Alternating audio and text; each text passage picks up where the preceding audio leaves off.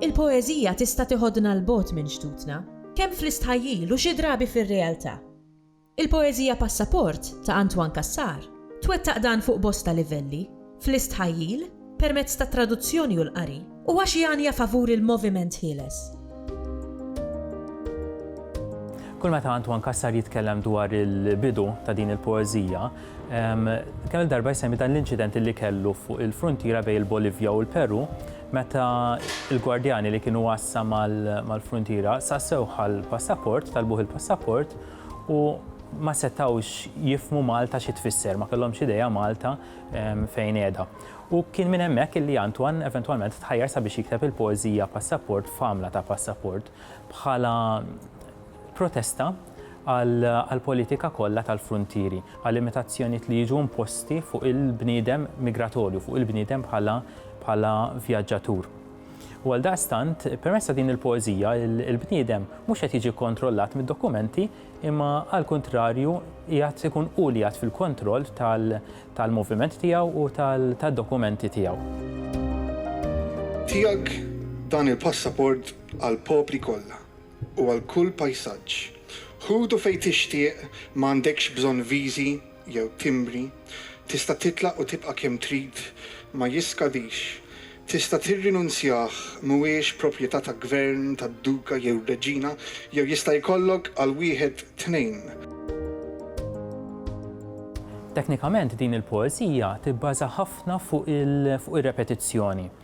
Tiftaħ b'immaġni wkoll ta' ftuħ u tagħlaq ukoll b'immaġni ta' ftuħ, imma fin-nofs insibu repetizzjoni, insistenza fuq eżempji differenti ta' impożizzjonijiet fuq il-vjaġġi tagħna.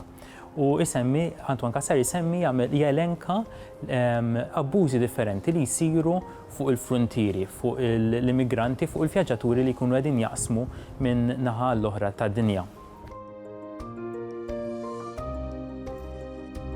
Il-poeżija Passaport ma nistgħux inħarsu lejha biss bħala passaport, imma hija proġett.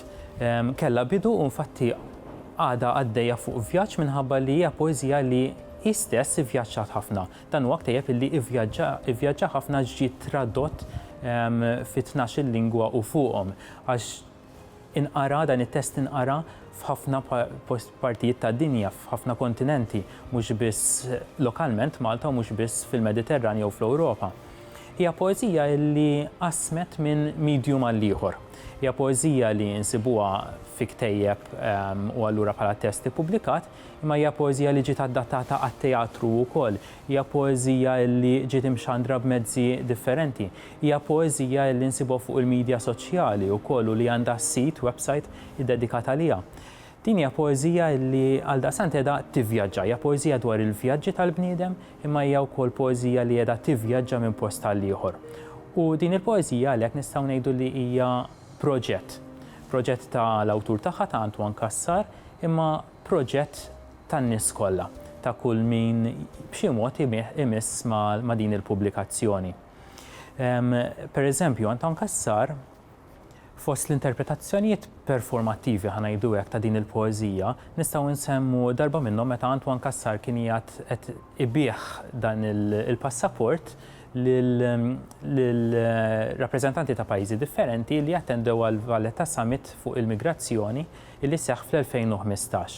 U għaldaqstant din il-poeżija ma baqgħetx biss poeżija ta' kitba fuq il-karta, imma imxiet lil minn hekk, imma saret ukoll proġett politiku, saret ukoll proġett artistiku fit-totalità kollu tal-kelma.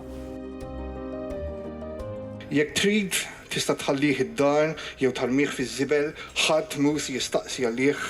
Jekk trid tista' xxewħu fil-baħar, ħatara l-linka tiżelleġ, il-paġni jitqattaw u n-niked ta' wiċċek imqaddem jinħall fil-mewġ u fil-melħ. Jekk trid tista' tixtħu fl-arja, ħatarak jiftaħ bħal ġwinħajn jittajru fir-riħ u inti jekk trid bih. Il-Sinna jixtieq jirringrazzja lill-Aġenzija Nazzjonali tal-Litterizmu, lill-Ministeru għall-Edukazzjoni u x-Xogħol, lill-Kunsill Nazzjonali tal-Ilsien Malti u lid-Dipartiment tal-Malti fil-Fakultà tal-Arti l-Università.